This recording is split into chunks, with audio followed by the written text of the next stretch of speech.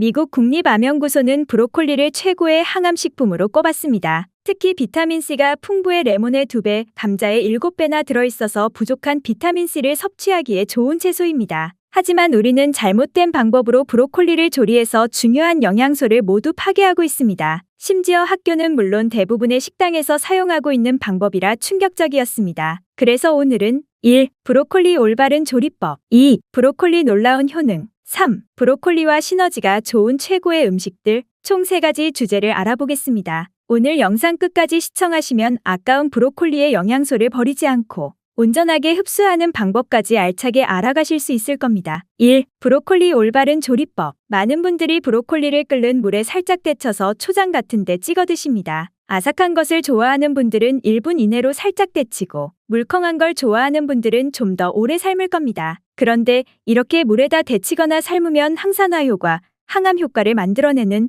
브로콜리의 핵심 성분인 설포라페인이 소실되어 버립니다. 아까운 영양소를 버리는 것이죠. 그래서 올바른 조리 방법을 사용해서 브로콜리를 섭취해야 하는데 지금부터 영양소를 파괴하지 않고 섭취할 수 있는 놀라운 방법을 알려드리겠습니다. 첫 번째, 생으로 먹기. 브로콜리는 잘 씻은 다음에 생으로 먹어도 됩니다. 사실 날 것으로 먹을 때 브로콜리 특유의 설포라페인 성분을 가장 잘 섭취할 수 있습니다. 하지만 맛이 없고 식감이 거북해서 날로 먹기는 좀 힘들 겁니다. 그래서 익혀 먹게 되는 것이죠. 하지만 지금부터 소개드릴 방법을 사용하시면 적어도 지금까지 사용하던 방법보단 90% 이상 더 좋은 방법을 알게 되실 겁니다. 두 번째, 삶지 말고 찌자. 충남대 이기택 교수팀이 동아시아 식생활학회지에 발표한 논문에 따르면 브로콜리를 끓는 물에 넣고 1분이 지나면 설포라페인이 없어진다고 합니다. 그러나 스팀으로 가열하면 1분 경과했을 때의 설포라페인이 90% 정도 유지되었다고 합니다. 하지만 3분 정도 가열하면 설포라페인이 10분의 1 이하로 줄고 10분을 가열하면 설포라페인이 사라졌다고 합니다. 그러므로 브로콜리는 물에 담가서 데치는 것보다는 찜기에다 올려서 스팀으로 찌는 것이 좋고 또 찌더라도 1분 정도만 찌고 3분은 넘기지 않는 것이 좋겠습니다. 세 번째, 꼭 쪄서 먹어야 하나? 아니요, 그렇지는 않습니다. 브로콜리의 중요한 성분이 설포라페인인 것은 맞지만 그게 브로콜리의 전부는 아닙니다. 설포라페인은 브로콜리에 들어있는 것 중 한 가지일 뿐이죠. 브로콜리 안에는 가열하거나 끓여도 사라지지 않는 다른 영양소들도 많이 들어있습니다. 따라서 꼭 쪄서 먹을 필요는 없습니다. 브로콜리를 다양한 방식으로 먹으면 되죠. 그리고 설포라페인의 원료가 되는 물질이 글루코시놀레이트라는 건데요. 이건 끓인다고 해서 없어지지는 않습니다. 뱃속에 들어가면 장내 미생물에 의해서 분해되면서 비록 적은 양이지만 거기서 설포라페인이 생기기도 합니다. 제가 권하는 방법은 브로콜리를 최대한 온전히 섭취하는 방법이지 꼭 그렇게 먹어야 하는 건 아닙니다. 기름에 살짝 볶아도 좋습니다. 브로콜리를 기름에 조리하면 브로콜리에 들어있는 베타카로틴의 흡수율은 더 높아집니다. 베타카로틴은 지용성 비타민이거든요. 그래서 지방과 함께 섭취할 때 흡수가 더 잘 됩니다. 볶을 때는 기왕이면 올리브유로 해주시면 좋습니다. 그리고 견과류를 조금 넣어주시면 더 좋습니다. 그 이유는 브로콜리의 지용성 비타민을 더 잘 흡수하는 방법이기 때문입니다. 다음은 우리가 이렇게 브로콜리를 섭취했을 때 얻을 수 있는 효능입니다. 첫 번째, 피부 미용. 브로콜리에는 레몬에 함유되어 있는 비타민C의 양보다 2배나 더 많이 함유되어 있습니다. 이는 피부의 노화를 방지하고 잡티를 예방하는 효과가 있으며 면역력 증진에도 도움을 줍니다. 두 번째, 고혈압 및 당뇨 개선. 브로콜리에 있는 풍부한 수용성 식이섬유는 체내 나쁜 콜레스테롤 수치를 낮춰주고 고혈압을 예방해줍니다. 고혈압 증상이 있는 사람이 꾸준히 브로콜리를 먹는다면 혈압을 조절하는 데 도움을 받을 수 있습니다. 당뇨 환자의 혈당 조절에 효과적인 설포라판도 함유되어 있는데 스웨덴 당뇨센터의 연구팀이 실험용 쥐를 대상으로 4주간 브로콜리 농축액을 먹인 결과 혈당 수치가 약 23% 정도 떨어져 당뇨약과 비슷한 효과를 보여줬다고 합니다.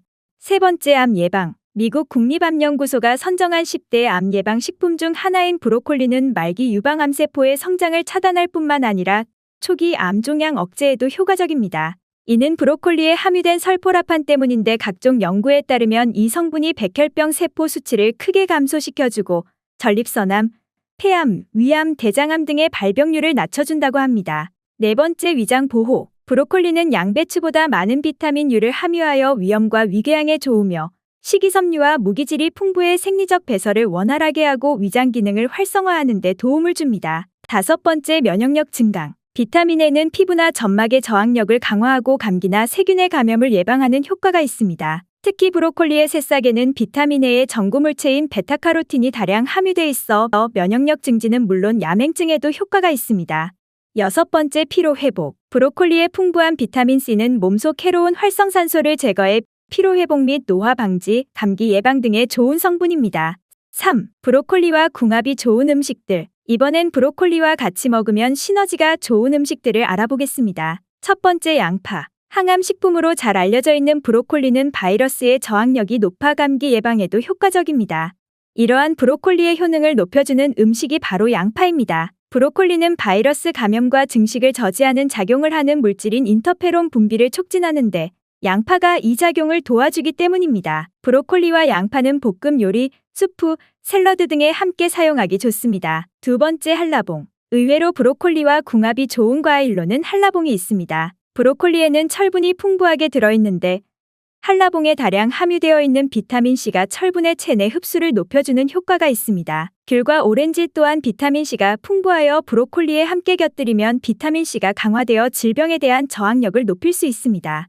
세 번째, 오크라. 조금은 생소할 수 있는 오크라 또한 브로콜리와 궁합이 잘 맞는 음식입니다. 오크라는 아프리카 북동부가 원산지이며 과채류에 속합니다. 유사 재료로는 풋고추가 있습니다. 오크라는 당질이 많고 무기질과 비타민C 등이 풍부하여 피로회복에 도움이 됩니다. 또한 브로콜리와 함께 섭취하면 암과 비만을 예방하는 효과가 있습니다. 네 번째, 아몬드. 비타민 E를 공급하는 최고의 식재료인 아몬드. 또한 비타민C와 무기질이 풍부해 타임지 10대 슈퍼푸드로 선정된 바 있는 브로콜리. 이 두 가지를 함께 섭취하면 머리가 좋아지는 효과를 볼 수 있습니다. 아몬드와 브로콜리는 영양으로 가득한 식재료지만 함께 요리하면 가볍게 즐기기 좋습니다.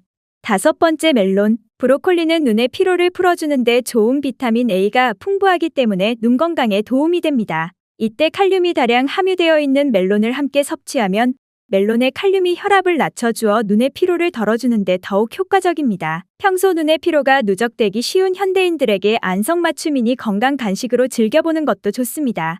여섯 번째, 소고기. 소고기에는 철분이 많이 함유되어 있습니다. 그래서 아이부터 어른까지 남녀노소 누구에게나 좋은 음식입니다. 이런 소고기의 영양 흡수를 극대화하기 위해서는 비타민C를 풍부하게 갖고 있는 브로콜리를 함께 먹으면 철분의 흡수를 도와주기 때문에 좋은 영향을 받을 수 있습니다. 지금까지 브로콜리에 대한 건강 정보를 알아보았습니다. 오늘도 저와 함께 해주셔서 감사합니다.